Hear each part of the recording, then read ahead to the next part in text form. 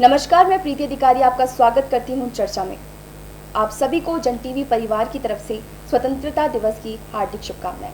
आज हम चर्चा में बात करेंगे आज़ादी के उन आदर्श स्तंभों के बारे में जिन्होंने 1857 की क्रांति से लेकर 1947 तक न जाने कितने जुल्म सहे, कितनों के घर चले, कितनों ने बलिदान दिया और कितनों के सुहाग छिने, तब जाके हमें गुलामी से आज़ादी मिली। जानेंगे आज के कार्यक्रम में। आज़ादी के अमृत काल का ये 77वां दिवस है, जिसे हर भारतीय नागरिक एक उत्सव के रूप में मना रहा है, अपने उन शहीद स्वतंत्रता सेनानियों को याद करते हुए जिन्होंने देश की आज़ादी के लिए अपने खून के एक एक कतरे से देश की सरजमी को सींचा। वहीं बात करें इतिहास की तो 1857 की क्रांति ही आज़ादी की लड़ाई की वो पहली शुरुआत बनी, जो मंगल पांडे के नेतृत्व में हुई, जिसे अंग्रेजी शासकों द्वारा बड़ी बेरहमी से कुचल दिया गया।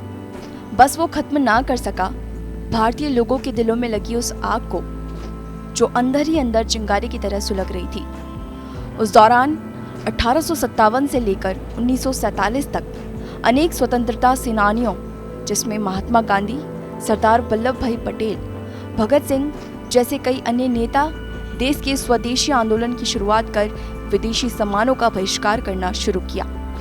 हर छोटे बड़े विद्रोह और आंदोलन में जन सैलाब को इकट्ठा कर भारत में ब्रिटिश शासन को खत्म करने की मांग की गई। आप लोगों को वो नारा तो याद ही होगा कि तुम मुझे खून दो, मैं तुम्हें आज़ादी दूंगा, जो सुभाष चंद्र बोस द्वारा भारतीय लोगों की एकजुटता की मिसाल बनी और स्थापना हुई भारतीय हिंद फौज की, जिसके बाद हमारे कई वीर जवानों के बलिदान स्वरूप 15 अगस्त 1947 को भारत के पहले प्रधानमंत्री जवाहरलाल नेहरू ने दिल्ली के लाल किले पर राष्ट्रीय ध्वज फहराया और तभी से आधिकारिक तौर पर भारत को एक स्वतंत्र राष्ट्र घोषित किया गया और भारत पूरी तरह से आज़ाद कहलाया। यही वो दिन है जिसे हर भारतीय नागरिक बड़े फख्र के साथ एक पर्व के रूप में मना रहे हैं, फिर वो चाहे घर हो, ऑफिस हो, कला और संस्कृति का मंच हो या फिर शिक्षा का कोई मंदिर। सभी भारत के उन वीर स्वतंत्रता सेनानियों के बलिदान को नमन कर उनको श्रद्धांजलि अर्पित करते हैं।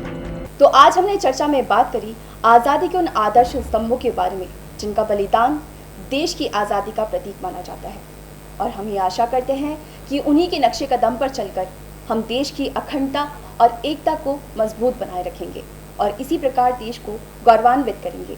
एक बार फिर से आप सभी को स्वतंत्रता दिवस की हार्दिक शुभकामनाएं। जय हिंद, जय भारत।